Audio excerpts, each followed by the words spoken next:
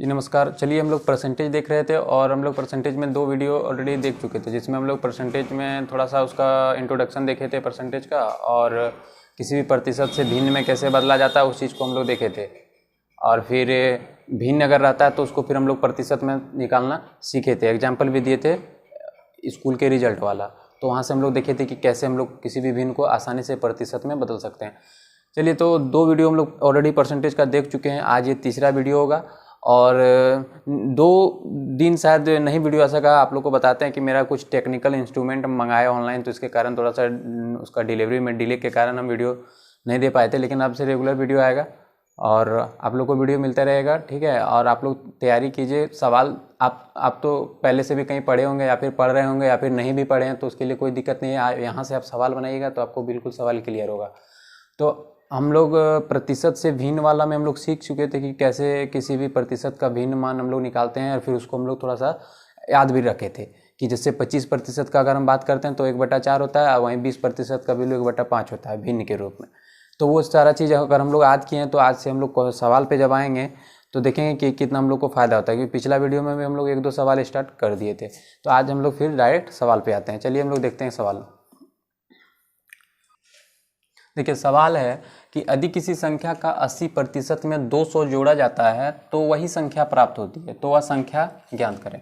देखिए, आप लोग को कल 1-2 क्वेश्चन पिछला वीडियो में हम लोग स्टार्ट किए थे, वहीं से टाइप 1 में ही ये सवाल आप लिख लीजिएगा। टाइप 1 का ही सवाल है, और उसी में अगला सवाल ये है, यदि किसी संख्या का 80% में 200 जोड़ा जाता है तो वही संख्या प्राप्त होती है, तो वह संख्या ज्ञात करें।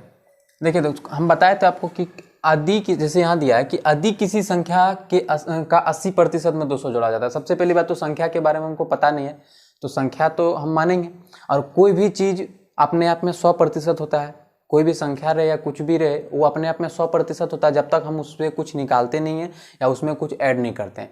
लेकिन यहाँ बात क्या है कि यदि किसी संख्या का 80%, मतलब संख्या के 100% का बात नहीं किया। संख्या तो अपने आप में 100% होगा, लेकिन यहाँ संख्या के 80% का बात किया है ना। तो किसी संख्या के 80% में, मतलब वो संख्या 100% नहीं है दोस्त, अभी वो संख्या का 80% का ही बात कर रहा है। जिस संख्या के बारे में ये बात कर रहा है उसका सिर्फ 80% के बारे में बात कर रहा है। तो यदि किसी संख्या का 80% में 200 अगर हम जोड़ देते हैं दोस्त, तो वही संख्या प्राप्त होता है। वही संख्या का मतलब वो संख्या जितना था उतना प्राप्त होता है, मतलब उस संख्या का 100% प्राप्त होता है, क्योंकि यहाँ संख्या का 80% पहले था। पहले संख्या पूरा नहीं था, पहले संख्या का 80% का बात किया और उसमें फिर 200 जोड़ने का बात किया, तब बोला कि वही संख्या प्राप्त होता है। मतलब तब 100% हमको प्राप्त होगा उस संख्या का, क्योंकि अभी संख्या का 100% यहाँ नहीं है। देखिए, संख्या का 80% ही है। संख्या मानते हैं अगर कुछ भी संख्या रहेगा, तो कोई भी संख्या है तो संख्या अपने आप में 100% होगा ना।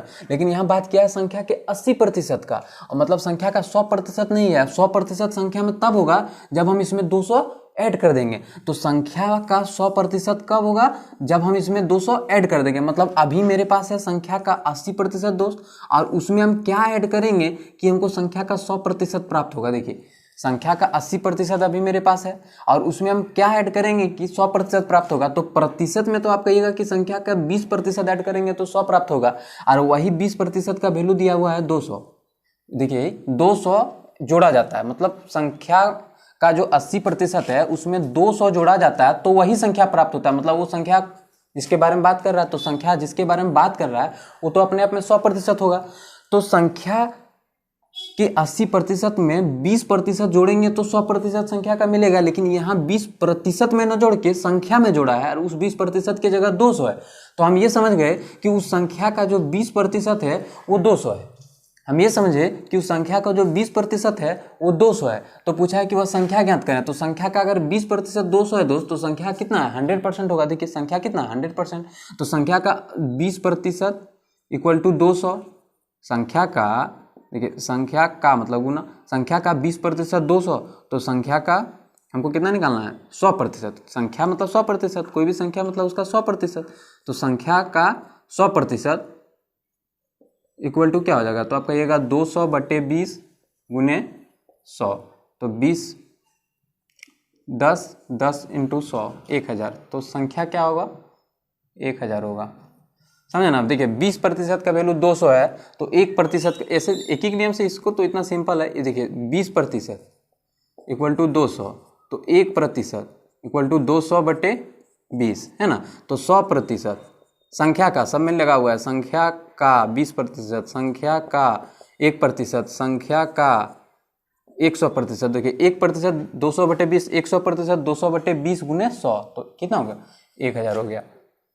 यहाँ से आप इसको समझ पाए होंगे, बहुत आसान सवाल था, मतलब ऐसे ही बता दिए इसको कि आप लोग अगर आए तो इसको सॉल्व कर सकते हैं आसानी से। किसी संख्या का 80% में 200 जोड़ें, जबकि 80% में अगर हम 20% जोड़ेंगे तभी तो वो संख्या हमको मिलेगा जो 100% होगा उस संख्या का।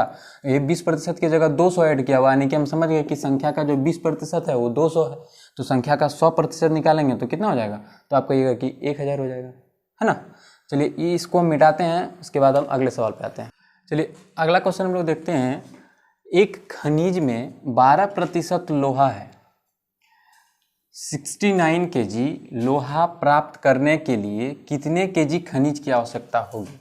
देखिए इसमें थोड़ा सा आप समझिए खनिज के बारे में। चलिए थोड़ा साइंस का पार्ट है तो आपको बताते हैं कि खनिज वो चीज़ होता है ना जिसको हम मतलब धरती के नीचे से उसको हम खोद के निकालते हैं, ठीक है, और उससे हमको कोई धातु वगैरह मिलता है, जैसे लोहा हो गया, फिर अभ्रक वगैरह, ये सब चीज़ हमको मिलता है। तो देखिए लोहा एक खनिज से मिला है, और वो खनिज जो है उसमें 12% अंश है लोहा का। खनिज में देखिए क्या होता है, इससे नीचे से अगर हम कोई चीज़ निकालते हैं खोद के तो उसमें क्या होता है, उसमें मिट्टी भी रहेगा, रेत भी रहेगा, पत्थर भी रहेगा, तो वो सारा चीज़ मिलके गोला बना है। मान लीजिए कुछ नीचे से निकाले गोला टाइप का है, उसमें मिट्टी भी है, पत्थर भी है, रेत भी है और लोहा भी है उसमें थोड़ा सा अंश, तो उसको हम लोग बोलते हैं खनिज, जिसमें सब चीज रहता है। तो पूरा तो खनिज का हमको जरूरत नहीं पड़ता, हम लोग क्या करते हैं उससे पूरा अशुद्धि उसका निकाल देते हैं, और निकालने के बाद जो बचता है वो मेन चीज जिसको हमको निकालना होता है। तो यहाँ पे क्या है, लोहा का, यहाँ पे लोहा का खनिज है। तो वो जो खनिज है उससे लोहा निकला हुआ है, तो वो खनिज में क्या होगा, तो मिट्टी भी होगा, पत्थर भी होगा, रेत भी होगा, ये सारा चीज होगा, लोहा भी होगा। तो वो सब जब मिला हुआ रहता है तो उसको हम लोग खनिज बोलते हैं। तो उसमें क्या पूरा, अगर कोई एक बड़ा सा नीचे से उठाए हम गोला खनिज का, धरती के नीचे से अगर खोद के निकाले तो उसमें क्या पूरा का पूरा जितना बड़ा गोला होगा वो क्या पूरा लोहा होगा, क्योंकि पूरा लोहा तो हम लोग मिलता नहीं है शुद्ध रूप में। उसमें बहुत सारा अशुद्धि रहता है, मिट्टी रहता है, बालू रहता है, या फिर पत्थर रहता है, ये सारा चीज रहता है, लोहा भी रहता है। तो वो सब चीज को, अशुद्धि को हटाने के बाद प्योर चीज रहता है वो बहुत कम रहता है ना। तो वो जब पूरा अशुद्धि सहित जितना वो सारा चीज सहित अगर हम बोलेंगे तो उसको खनिज बोलेंगे, लेकिन जब हम पूरा अशुद्धि को हटा देंगे तो वो प्योर चीज बोलेंगे। और यहाँ प्योर चीज के बारे में लोहा बात किया है। तो बोला क्या गया है दोस्त इस सवाल में कि एक खनिज है, ठीक है, और उसमें 12% लोहा है। मतलब कि अगर वो खनिज, मतलब नीचे से जो हम निकाले हैं, नीचे से हम जो गोला निकाले हैं खुद के, कोई मतलब बड़ा सा है ना, तो उसमें अगर वो 100 kg का होगा तो उसमें 12 kg मात्र लोहा है, बाकी और जो 88 kg 88 kg जो है वो सारा अशुद्धि है ना। तो वही बात यह है कि 12% लोहा का मतलब है कि अगर वो 100 kg का होगा दोस्त तो उसमें 12% लोहा मतलब 12 kg लोहा है। अगर वो 100 ग्राम का होगा, छोटा होगा अगर वो, तो उसमें 12 ग्राम कम से कम लोहा होगा। तो यहाँ पे नहीं केजी के बारे में बात किया है, प्रतिशत जब बोला कि 12% लोहा है, इसका मतलब हम ये नहीं कह पाएंगे कि 12 kg है तो 100 kg का वो खनिज है तो उसमें 12 kg लोहा है, या फिर 100 ग्राम का वो खनिज है तो उसमें 12 ग्राम लोहा है। ऐसा हम लोग डिफिनिट नहीं कर पाएंगे। तो उसको हम मानेंगे कि अगर वो खनिज 100 यूनिट का होगा तो उसमें 12 यूनिट क्या होगा, लोहा होगा। तो हम इसको ऐसे लिखेंगे कि जैसे सवाल में बोला गया है कि एक खनिज में 12% लोहा है, 12% का मतलब हम लोग देखिए दोस्त 12/100। इसको थोड़ा सा और स्टैंडर्ड में लिखेंगे तो 4 से नीचे ऊपर कटाएंगे तो 4 तिया 12, 4 से 25 बार में।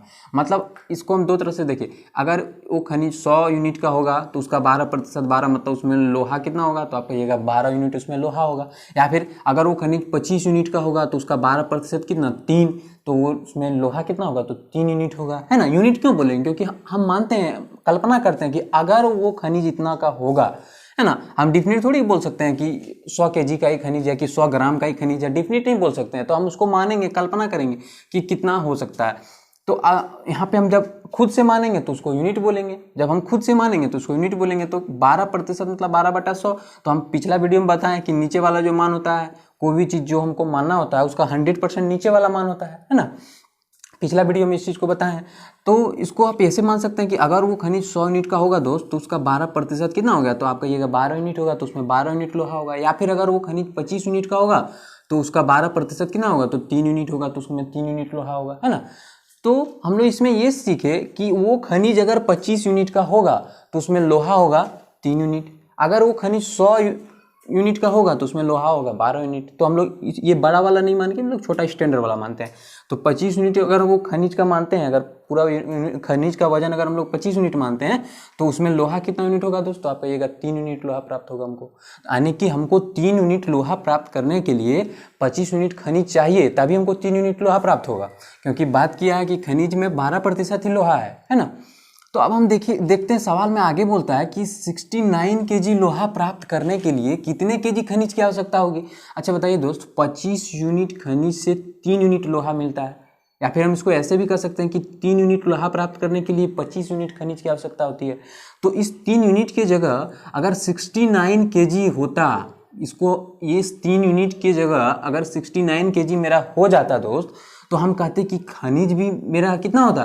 तो आप देखिए 3 यूनिट की जगह अगर 69 होता तो 3 यूनिट का वैल्यू अगर हम 69 रखते तो 1 यूनिट का वैल्यू, तो आप कहते 23।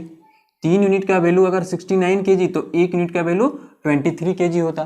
तो 25 यूनिट का वैल्यू, तो आप कहते 25 इंटू 23, 25 गुना 23, इतना केजी क्या होता, खनिज होता। इतना केजी खनिज होता तब हमको इतना केजी लोहा मिलता। एकदम आसान है, फिर से एक बार बताते हैं। 25 यूनिट खनिज से हमको 3 यूनिट लोहा मिलता है, या फिर इसका उल्टा हम बोल सकते हैं कि 3 यूनिट लोहा के लिए हमको 25 यूनिट खनिज की आवश्यकता होती है ना। तो 3 यूनिट की जगह अगर 69 केजी होता, यानी 3 यूनिट का वैल्यू अगर इतना होता, तो ये 25 यूनिट का वैल्यू कितना होता, तो आप कहिएगा 3 यूनिट का वैल्यू अगर 69 केजी तो 1 यूनिट का वैल्यू 23 केजी। तो 25 यूनिट का वैल्यू, तो आप कहिएगा 25 गुना 23, तो 25 तिया 75 और 25 दूनी 50 और 7 57। यानी आप कहिएगा दोस्त कि हमको अगर 69 केजी लोहा चाहिए तो वो खनिज कितना का होना चाहिए, तो आप कहिएगा 575 केजी का वो खनिज होना चाहिए, तभी हमको 69 केजी का लोहा मिलेगा। कितना आसान है इस चीज़ को समझना। हम मान लेते हैं आप नहीं समझे, हम इसको फिर से बताते हैं।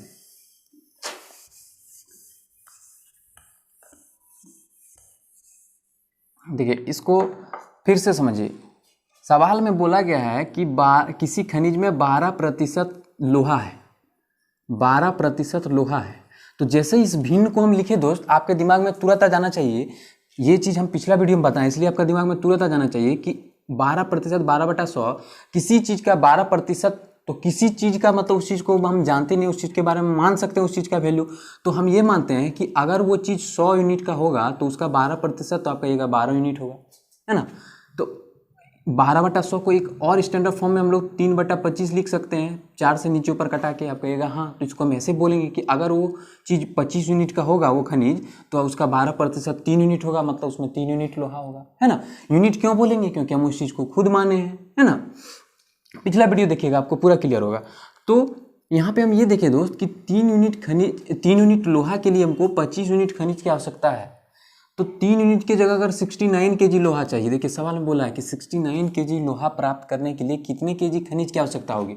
तो इस 3 यूनिट की जगह अगर 69 केजी होता है, इसका मतलब 1 यूनिट का वैल्यू 23 केजी होता। तो 25 यूनिट का वैल्यू 25 गुना 23, यानी कि कितना 575 केजी खनिज होता, तो ही हमको 69 केजी लोहा मिलता। आसान एकदम समझना। आप पिछला वीडियो अगर देखें, इस चीज़ को, इस कंसेप्ट को अगर आप समझें तो आप पूरा आसानी से इस को समझ पाए होंगे। ठीक है, हम इसको मिटाते हैं। इसके बाद एक अच्छा सवाल फिर लेते हैं, आप उसको नोट कीजिएगा। अगला सवाल है, यदि किसी संख्या के 37.5% का 2 गुना उसी में घटा दिया जाए तो 100 प्राप्त होता है, तो वह संख्या निकालें। देखिए कितना आसान सवाल है। 37.5% जैसे ही हम लोग देखें तो इसको हम लोग तुरंत भिन्न में बदल लेंगे दोस्त, 3/8। 37.5% का मतलब हुआ दोस्त 3/8। तो इसका मतलब पिछला वीडियो में जैसे हम लोग समझे, तो उसी को हम लोग यहाँ अगर समझते हैं तो क्या देखें, इसका मतलब क्या हुआ कि 37.5% मतलब 3/8, मतलब किसी संख्या के 37.5% का 2 गुना उसी में घटा दिया जाए। मतलब यहाँ हुआ कि ये संख्या अगर 8 मानते हैं दोस्त, तो उसका 37.5% कितना, 3। ये कंसेप्ट जो भी हम बोले कि नीचे वाला को कैसे हम संख्या मानते हैं, ये चीज़ हम पिछला वीडियो में बताए हैं, इसलिए हम यहाँ नहीं बता रहे हैं। तो 37.5% का मतलब जैसे हम लिखे इसका भिन्न 3/8, इसका मतलब हुआ कि अगर वो संख्या 8 है तो उसका 37.5% तो आप कहिएगा 3 है। तो सवाल में बोला है कि यदि किसी संख्या के 37.5% का दोगुना उसी में घटा दिया जाए तो संख्या कितना माने, तो आप कहिएगा 8 माने। तो उसका 37.5% कितना, तो आप कहिएगा 3। तो 37.5% का दोगुना कितना, तो आप कहिएगा 6। 3 गुना 2 कितना, 6। तो उस 6 को अगर उस संख्या में घटा देंगे दोस्त, तो आप बताइए कि 8 में अगर 6 घटाएंगे तो कितना आएगा, तो आप कहिएगा 2 यूनिट। देखिए 8 यूनिट संख्या था, उसका 37.5% 3 यूनिट था, और 37.5% का दोगुना कितना, 37.5% का दोगुना कितना, तो आप कहिएगा 6 यूनिट। 3 गुना 2 6 यूनिट, और उसी 6 को अगर हम 8 में घटाते हैं तो आता है 2 यूनिट, और इस 2 यूनिट का वैल्यू कितना दिया हुआ दोस्त, तो आप कहिएगा 100। तो 1 यूनिट का वैल्यू क्या हो जाएगा, तो आप कहिएगा 50। 1 यूनिट का वैल्यू क्या हो जाएगा, तो आप कहिएगा 50 हो जाएगा। तो 1 यूनिट का वैल्यू 50 हो गया। तो सवाल में दिया है कि संख्या निकालें, तो संख्या कितना माने हैं दोस्तों, आप कहिएगा 8 यूनिट माने हैं। तो 8 गुना 50 कर देंगे तो आप कहिएगा कि आंसर तो 400 हो जाएगा। आंसर 400 हो जाएगा, है ना। फिर से एक बार इसको हम बता देते हैं। किसी संख्या के 37.5% का दोगुना उसी में घटा दिया जाए। 37.5% जैसे हम लोग देखें उसको 3/8 लिखे, और 3/8 जैसे लिखे, इसका मतलब समझ गए कि अगर वो संख्या 8 है तो उसका 37.5% 3 है ना। कोई भी देखिए, इस चीज़ को हम पिछला वीडियो में बताएं दोस्त, फिर से हम एक बार बता देते हैं। देखिए किसी भी संख्या का मान लीजिए जितना प्रतिशत का बात बोले, अगर 25% बोले तो संख्या का 1/4 करते हैं आप, 20% बोले तो 1/5 कीजिएगा। यहाँ 37.5% का बात किया तो आप कहिएगा 3/8, संख्या का 3/8। तो संख्या क्या माने, तो संख्या हम कुछ भी जब मान सकते हैं, जब हम संख्या को खुद से मानेंगे तो हम क्यों ना उसको ऐसा चीज़ माने, क्योंकि जब हम यहाँ जो चीज़ मानेंगे उसको हमको 8 से कटाना होगा। तो हम संख्या को यही 8 मान लेते हैं जो नीचे है, क्योंकि इसी से हमको इसको कटाना है। तो 8 से 8 कट जाएगा, तो संख्या का 37.5% मतलब 3/8 कितना हो जाएगा, तो आप कहिएगा 3 हो जाएगा। संख्या 8 का 3/8 से 8 से 8 कटेगा, 3 हो जाएगा 37.5%, है ना। तो इसलिए हम नीचे वाला चीज़ को संख्या मानते हैं। पिछला वीडियो में इसको बढ़िया से बताया है ना। तो फिर से देखें, 37.5% का मतलब 3/8, मतलब अगर संख्या 8 है तो उसका 37.5% 3 है। और बोला गया है कि 37.5% का दोगुना मतलब 3 गुना 2 करेंगे तो 6 यूनिट हो जाएगा, और इस 6 यूनिट को 8 में घटाएंगे तो 2 यूनिट हो जाएगा। 2 यूनिट का वैल्यू 100, तो 1 यूनिट का वैल्यू 50 हो जाएगा। तो संख्या कितना यूनिट माने, तो आप कहिएगा 8 यूनिट। 8 यूनिट का वैल्यू कितना हो जाएगा, तो आप कहिएगा 400 हो जाएगा, है ना। बहुत आसान सवाल था, आप इसको नोट कीजिए। हम तब तक साइड हट रहे हैं, फिर अगला सवाल देखते हैं।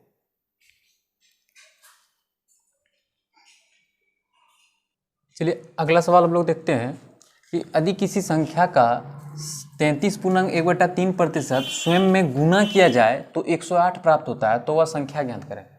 देखिए जैसे हम लोग देखिए 33.1/3%, तो हम लोग भिन्न देख चुके हैं पिछला वीडियो में, तो इसका मतलब हम लोग जान गए कि 1/3 होता है ना।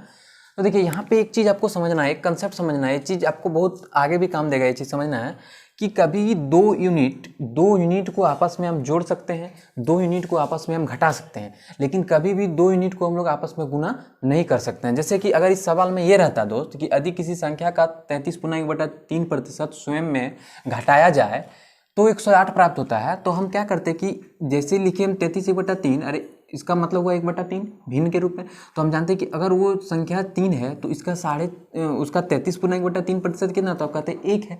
तो जैसे ही उस संख्या से 33.1/3% को घटाते तो 3 यूनिट में हम 1 यूनिट घटाते तो आता 2 यूनिट, और इसका वैल्यू रहता कितना, 108। यदि यहाँ गुना ना करके यहाँ घटाने की बात बोलता, लेकिन यहाँ पे घटाना नहीं बोल रहा है, यहाँ पे बोला है गुना करना। तो एक कंसेप्ट समझिएगा, जैसे घटाना बोलता तो 2 यूनिट का वैल्यू 108 आता, अगर जोड़ने बोलता तो 3 यूनिट अगर संख्या है तो उसका 33.1/3 1 यूनिट, तो उसको जोड़ते तो 4 यूनिट का वैल्यू आता है 108। अगर जोड़ने का बात करता तो 4 यूनिट का वैल्यू 108 कर देते, अगर घटाने का बात बोलता तो 2 यूनिट का वैल्यू 108 कर देते। इसमें कोई दिक्कत नहीं है। लेकिन जैसे ही बोल दिया कि गुना करना है तो आप इसको गुना 3 गुना 1 3 का वैल्यू आप 108 नहीं कर सकते। ये चीज़ आपको गलत हो जाएगा। याद रखिएगा, कभी भी 2 यूनिट को आपस में गुना ऐसे नहीं डायरेक्ट नहीं कीजिएगा। इसको गुना करने के लिए आपको क्या है दोस्त कि आप x लगा लीजिएगा। हम बताएंगे कि x क्यों लगाएंगे, लेकिन देखिए x लगा लीजिएगा, और x लगा के गुना पहले करके सवाल को बनाते हैं, फिर बताएंगे कि x क्यों लगाएंगे। देखिए जब भी याद रखना यूनिट को अगर हम घटाएंगे, जैसे यहाँ पे 3 यूनिट में 1 यूनिट, तो 2 यूनिट का वैल्यू समथिंग दिया रहेगा। जैसे मान लीजिए अगर ये सवाल में घटाने का बात बोलता तो 2 यूनिट का वैल्यू 108 रहता। अगर इस सवाल में जोड़ने का बात रहता तो 4 यूनिट का वैल्यू 108 हो जाता। 3 यूनिट में 1 यूनिट जोड़ते तो 4 यूनिट का वैल्यू 108 रहता। लेकिन यहाँ गुना करने का बात बोला है और हम इसको डायरेक्ट 3 गुना 1 3 यूनिट का वैल्यू 108 नहीं करेंगे, गलत हो जाएगा। गलत कैसे होगा अभी हम एग्जाम्पल लेके समझाएंगे, लेकिन पहले सवाल को बनाते हैं। तो हम क्या बोले कि कभी 2 यूनिट को अगर हम गुना करेंगे तो उसमें x लेंगे। तो जैसे x लिए तो 3x से 1x को गुना करेंगे तो आ जाएगा 3x स्क्वायर आएगा और उसका वैल्यू 108 हो जाएगा। 3x स्क्वायर का वैल्यू 108 हो जाएगा तो x स्क्वायर का वैल्यू हो जाएगा 36, तो x का वैल्यू हो जाएगा 6, x का वैल्यू हो जाएगा 6। तो संख्या कितना है दोस्तों, आपको कहेगा संख्या 3x है। 3x का ही ना 33.1/3% एक x है। 3x का ही ना, देखिए 3x का 33.1/3% मतलब 1/3, तो 3 से 3 काटेंगे तो क्या होगा 1x यानी x। तो 3x अगर संख्या है तो इसका 33.1/3% x होता है ना। तो x का वैल्यू 6 है तो संख्या कितना है तो 3x, तो 3x का वैल्यू कितना हो जाएगा तो आपका कहिएगा 6 गुना 3 हो जाएगा। आप कहिएगा कि संख्या कितना, तो 3 गुना x का वैल्यू 6, तो संख्या हो जाएगा 18। तो याद रखिएगा कभी भी 2 यूनिट को अगर आपस में गुना करना हो तो इसके साथ एक वेरिएबल x लगा दीजिएगा तो आपका आंसर सही आएगा, नहीं तो आंसर गलत आ जाएगा। आंसर कैसे गलत आ जाएगा वो चीज़ हम बताते हैं, पहले अब इसको नोट कीजिए, ठीक है। अब इसको मिटाते हैं और अभी आपको बताते हैं कि कैसे आंसर गलत आता है। देखिए आंसर कैसे गलत आता है वो चीज़ दिखाते हैं। देखिए अगर सवाल में बोले दोस्त, अगर इस सवाल में बोले कि यदि किसी संख्या का 33.1/3% की जगह अगर बोल दे कि 25%, हम दूसरा सवाल लेके समझाते हैं एग्जाम्पल। 25% स्वयं में गुना किया जाए और 108 की जगह अगर हम देते हैं यहाँ पे 2500 प्राप्त होता है तो वह संख्या ज्ञात करें। तो देखिए इसमें क्या होगा कि जैसे हम 25% देखें तो 25% को हम 25/100 भी लिख सकते हैं। आप कहिएगा हाँ लिख सकते हैं। हम इसको 1/4 भी लिख सकते हैं। आप कहिएगा लिख सकते हैं।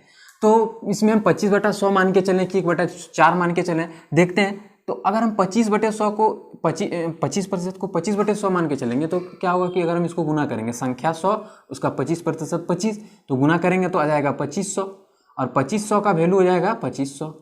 तो 1 यूनिट का वैल्यू 2500 यूनिट, ये क्या यूनिट है। अगर संख्या 100 यूनिट तो उसका 25% 25 यूनिट और दोनों को गुना करेंगे बिना x लगाए तो क्या हो जाएगा 2500 यूनिट। 2500 यूनिट लिख देते हैं यूनिट। तो 2500 यूनिट का वैल्यू 25 हो जाएगा तो 1 यूनिट का वैल्यू आप कहिएगा 1 हो जाएगा। 1 यूनिट का वैल्यू 1 हो जाएगा तो 100 यूनिट का वैल्यू 100 हो जाएगा। 100 यूनिट का वैल्यू 100 हो जाएगा। और यहाँ पे देखते हैं, यहाँ पे यानी कि संख्या 100 यूनिट है तो 100 यूनिट का वैल्यू 100 हो गया। अब यहाँ पे देखते हैं हम 1/4 अगर मानते हैं, अगर उस संख्या को हम 4 मानते हैं तो उसका 25% आता है 1। अगर संख्या 4 यूनिट मानते हैं तो उसका 25% 1। अगर हम गुना करते हैं तो 4 यूनिट का वैल्यू हो जाएगा 2500, है ना। इसका 25% 1, इसमें गुना किए तो 4 गुना 1 4 यूनिट का वैल्यू 2500। तो 1 यूनिट का वैल्यू तो आप कहिएगा 625 हो जाएगा। 1 यूनिट का वैल्यू 6 चौका 24, 1 2 6 4 दूनी 8, 4 दूनी 8 2 0 4 5 25, हाँ 1 यूनिट का वैल्यू 625 आ जाएगा। तो 4 यूनिट का वैल्यू तो आप कहिएगा 4 गुना 625 हो जाएगा। 4 गुना 625 कितना हो जाएगा 5 चौका 20, 4 दूनी 8 और 2 10, 4 6 24 और 1 25। देखिए 4 यूनिट का वैल्यू 25 यानी उस संख्या 2500 हो जाएगा। देखिए कितना गड़बड़ आंसर है। एक बार में आया कि संख्या को अगर 25% को अगर हम 25/100 मानते हैं तो दोनों को गुना करेंगे। अगर संख्या 100 तो उसका 25% 25 और दोनों को अगर आपस में गुना करते हैं तो आ जाएगा 2500 यूनिट। 2500 यूनिट का वैल्यू 2500, 1 यूनिट का वैल्यू 1 आ गया तो 100 यूनिट का वैल्यू 100। तो यहाँ पे एक तरह से आंसर 100 आया, वो संख्या 100 आया।